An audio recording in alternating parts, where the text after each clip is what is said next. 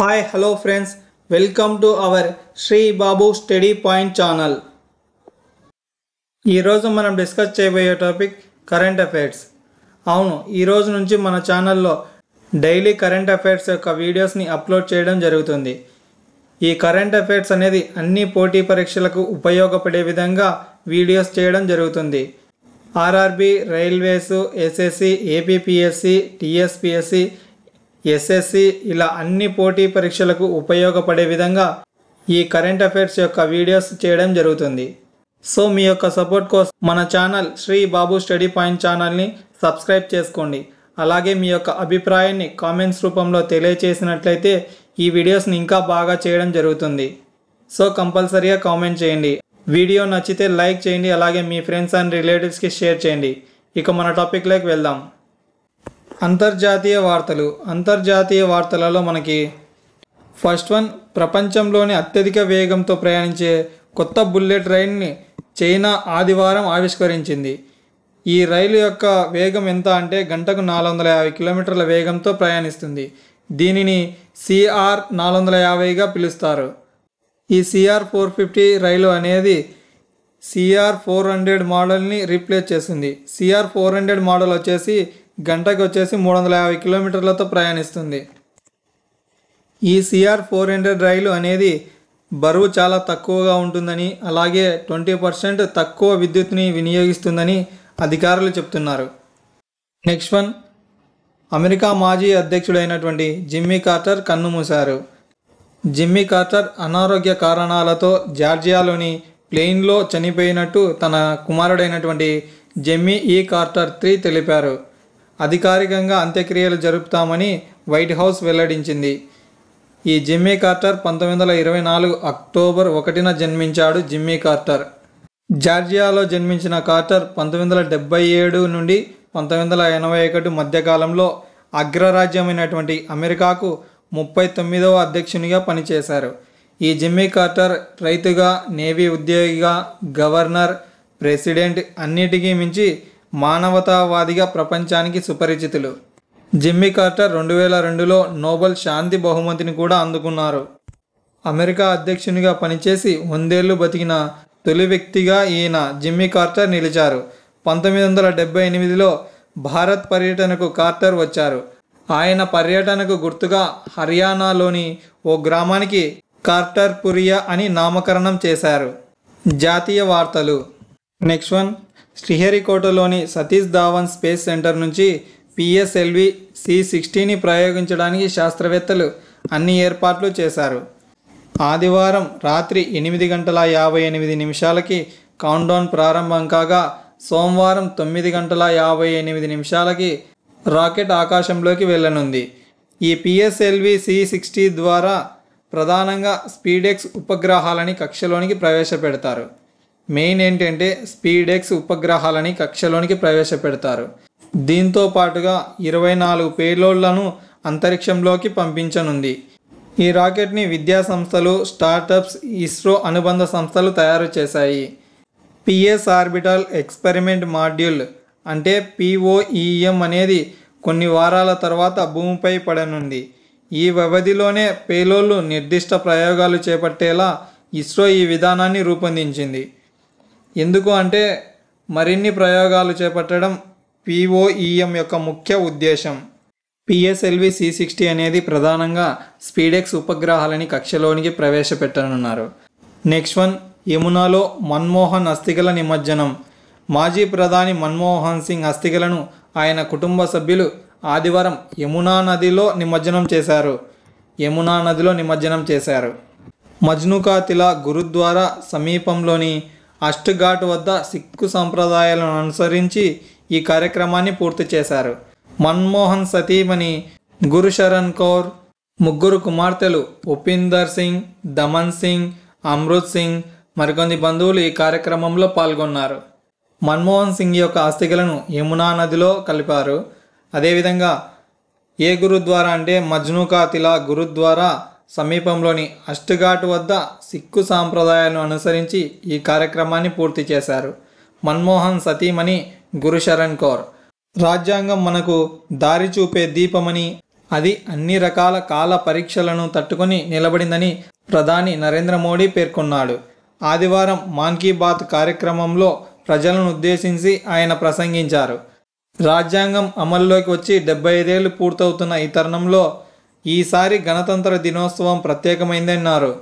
దేశానికి మార్గనిర్దేశం చేసే రాజ్యాంగం కారణంగానే జీవితంలో నేను ఈ స్థితికి ఎదిగాను. రాజ్యాంగం గొప్పతనాన్ని, దాని ప్రభావాన్ని తెలుసుకునేందుకు వీలుగా constitution75.com పేరుతో ఏర్పాటు చేసిన వెబ్సైట్ను ప్రజలు వీక్షించాలి అన్నారు. వచ్చే నెల 14 నుంచి ప్రయాగ్లో మొదలు కాబోయే మహాకుంభమేళ ద్వారా ఐక్యతను చాటాలి అని పిలుపునిచ్చారు. ఇక్కడ ప్రధాని నరేంద్ర మోడీ రాజ్యాంగాన్ని దారి చూపే దీపమని మరియు అన్ని రకాల కాల పరీక్షలను తట్టుకున్నదని చెప్పాడు. అదేవిధంగా ఆదివారం జరిగినటువంటి మన్ కీ బాత్ కార్యక్రమంలో ఈయన రాజ్యాంగం గురించి చెప్పాడు. ఏ విధంగా అంటే రాజ్యాంగం 75 సంవత్సరాలు పూర్తి చేసుకుందని, ఈసారి గణతంత్ర దినోత్సవం ఒక ప్రత్యేకమైందని చెప్పారు. రాజ్యాంగం యొక్క గొప్పతనాన్ని, దాని ప్రభావాన్ని తెలుసుకునేందుకు constitution75.com పేరుతో ఏర్పాటు చేసిన వెబ్సైట్ను ప్రజలు చూడాలని పిలుపునిచ్చారు. ఆంధ్రప్రదేశ్ వార్తలు. సౌరబాలు. చిత్తూరు జిల్లా కుప్పం నియోజకవర్గంలో సౌరబాలు కార్యక్రమం మొదలు కానుంది. PM సూర్యఘర్ పథకం ద్వారా ఈ కార్యక్రమాన్ని మొదలుపెట్టనున్నారు. ఇక్కడి గృహ విద్యుత్ కనెక్షన్లను సౌర వ్యవస్థతో అనుసంధానించడానికి చేపట్టనున్న పైలట్ ప్రాజెక్టు ప్రారంభం కానుంది. ఈ నియోజకవర్గంలో 50,000 గృహ కనెక్షన్లకు సౌర విద్యుత్ ఏర్పాటు చేసే లక్ష్యంగా ఈ కార్యక్రమాన్ని మొదలుపెట్టనున్నారు. ఈ కార్యక్రమంలో 100% అనేది రాయితీ ఇస్తున్నారు. PM సూర్యఘర్లో భాగంగా కేంద్రం వచ్చేసి 60% రాయితీ ఇవ్వగా, కేంద్రం 60% రాయితీ ఇస్తే మిగిలిన 40% మొత్తాన్ని రాష్ట్ర ప్రభుత్వం అందించనుంది. ఈ పథకానికి దాదాపుగా 1000 కోట్లు ఖర్చు కానుంది. ఈ పథకం అనేది జనవరి మొదటి వారంలో ప్రారంభం కానుంది. ఎక్కడ అంటే కుప్పం మండల పరిధి అయినటువంటి బిర్దునపల్లిలో ఈ పథకం ప్రారంభం కానుంది. నెక్స్ట్ వన్, సముద్ర జీవుల్లో ప్రత్యేకమైన ఆలివ్ రిడ్లీ తాబేళ్లకు ఎక్కువ మృత్యువాత పడుతుందని ఆందోళన కలిగిస్తోంది. ఈ తాబేళ్లు ప్రధానంగా దేనివల్ల చనిపోతున్నాయి అంటే ఇంజన్ పడవలు మరియు వలలతో పాటు సముద్ర జలాల కాలుష్యం కారణంగా ఈ తాబేళ్లు అనేవి మరణిస్తున్నాయని చెప్పారు. నెక్స్ట్ వన్, ఏపీ నూతన CS విజయానంద్. ఈయన 1990 IAS బ్యాచ్కు చెందినవారు. విజయానంద్ ప్రస్తుతం ఇంధన శాఖ ప్రత్యేక ప్రధాన కార్యదర్శిగా బాధ్యతలు నిర్వహిస్తున్నారు. ప్రస్తుత CS నీరబ్ కుమార్ ప్రసాద్ మంగళవారం పదవీ విరమణ చేయనున్నారు. ఆయన స్థానంలో కొత్తగా CSగా విజయానంద్ బాధ్యతలు చేపట్టనున్నారు. విజయానంద్ యొక్క స్వస్థలము వైఎస్ఆర్ జిల్లా రాజుపాలెం మండలం అయ్యవారిపల్లె. ఈయన మొట్టమొదటిసారిగా ఆదిలాబాద్ జిల్లాలో అసిస్టెంట్ కలెక్టర్గా తొలి పోస్టింగ్ చేశారు. తర్వాత రంగారెడ్డి జిల్లాలో కలెక్టర్గా, శ్రీకాకుళం, నల్గొండ జిల్లాలో కలెక్టర్గా మరియు ఏపీ ట్రాన్స్కో జెన్కో MDగా కూడా చేశారు. ఈయన రాష్ట్ర ప్రధాన ఎన్నికల అధికారిగా కూడా పనిచేశారు. 2025 నవంబర్లో విజయానంద్ పదవీ విరమణ చేయనున్నారు. ఈయన తర్వాత CSగా జలవనరుల శాఖ ప్రత్యేక కార్యదర్శి సాయి ప్రసాద్ను నియమించే అవకాశం ఉంది. నెక్స్ట్ వన్, రాష్ట్రానికి జలహారతి. గోదావరి బనకచెర్ల అనుసంధాన ప్రాజెక్టు ఇది. ఈ ప్రాజెక్టును దాదాపుగా 70 నుంచి 80 వేల కోట్ల అంచనా వ్యయంతో దీన్ని చేస్తున్నారు. ఆంధ్రప్రదేశ్కు పోలవరం ఎంత కీలకమో ఈ ప్రాజెక్టు కూడా అంతే కీలకమైనది. పోలవరంతో వంశధార వరకు అనుసంధానం ప్రణాళిక ఒకటైతే, ఇటు రాయలసీమ, ఉమ్మడి నెల్లూరు, ప్రకాశం జిల్లాలకు ప్రయోజనం కలిగించే ఈ అనుసంధానం మరో కీలకమైనది. ఈ 2 ప్రాజెక్టులు కంప్లీట్ అయినట్లయితే ఆంధ్రప్రదేశ్కి నీరు సమృద్ధిగా లభిస్తుంది. గోదావరిలో సగటున ఏటా వచ్చేసి 200 TMCలు సముద్రంలో కలిసిపోతున్నాయి. ఇందులోని 200 TMCలని వరద సమయంలో మళ్లించాలని ఈ ప్రాజెక్టు యొక్క ముఖ్య ఉద్దేశం. స్పోర్ట్స్. కింగ్ ఆఫ్ ఇంటర్నేషనల్ 2024లో లక్ష్యసేన్ కాంస్య పతకాన్ని గెలుచుకున్నాడు. బ్యాడ్మింటన్లో Lakshya Sen king of international badminton open 2024లో ఫ్రెంచ్ షట్లర్ అయినటువంటి అలెక్స్ లానియర్పై విజయం సాధించి కాంస్య పతకాన్ని గెలుచుకున్నాడు. నెక్స్ట్ వన్, మహిళల ప్రపంచ ర్యాపిడ్ మరియు బ్లిట్జ్ చెస్ టైటిల్ను హంపి రెండోసారి గెలుచుకుంది. కోనేర్ హంపి ఇండోనేషియాకు చెందిన ఐరిన్ సుకందర్ను ఓడించి రెండోసారి టైటిల్ను కైవసం చేసుకుంది. 2019లో జార్జియాలో తొలిసారి టైటిల్ను గెలుచుకుంది. చైనా క్రీడాకారిణి జువెన్జున్ తర్వాత పలుసార్లు టైటిల్ను గెలుచుకున్న రెండో మహిళగా ఈమె నిలిచింది. ఎంసీసీ గౌరవ క్లబ్ సభ్యత్వాన్ని సచిన్ టెండూల్కర్ అంగీకరించారు. సచిన్ టెండూల్కర్కి ఎంసీసీ అంటే మెల్బోర్న్ క్రికెట్ క్లబ్ సభ్యత్వం లభించింది. ఎంసీసీ అనేది ఆస్ట్రేలియా యొక్క పురాతన స్పోర్ట్సింగ్ క్లబ్లో ఒకటి. Melbourne cricket ground MCC manager December 27, 2024న ప్రకటించింది. టెండూల్కర్కి 2012లో ఆర్డర్ ఆఫ్ ఆస్ట్రేలియా అవార్డు లభించింది.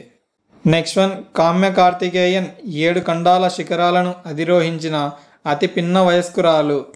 కామ్య కార్తికేయన్ ప్రధానమంత్రి జాతీయ బాలల శక్తి అవార్డు అందుకుంది. ఎప్పుడు అంటే 2021లో. ఇలాంటి మరిన్ని వీడియోస్ కోసం మన ఛానల్ శ్రీ బాబు స్టడీ పాయింట్ ఛానల్ని like, comment, share and subscribe చేయండి.